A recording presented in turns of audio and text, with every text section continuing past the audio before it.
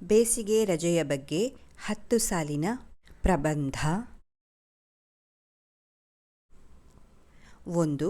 ಬೇಸಿಗೆ ರಜೆ ವಿದ್ಯಾರ್ಥಿಗಳ ಜೀವನದಲ್ಲಿ ಸಂತೋಷದ ಸಮಯವಾಗಿದೆ. 2.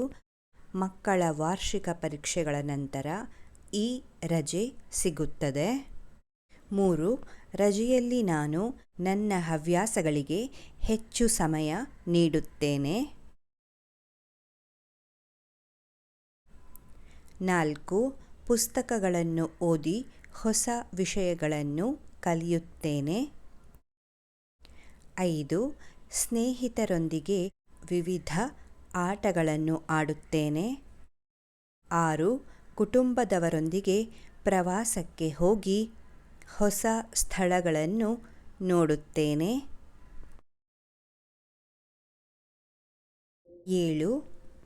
ಅಜ್ಜ ಅಜ್ಜಿಯರ ಜೊತೆ ಸಮಯ ಕಳೆಯುವುದು ನನಗೆ ತುಂಬ ಇಷ್ಟ. 8.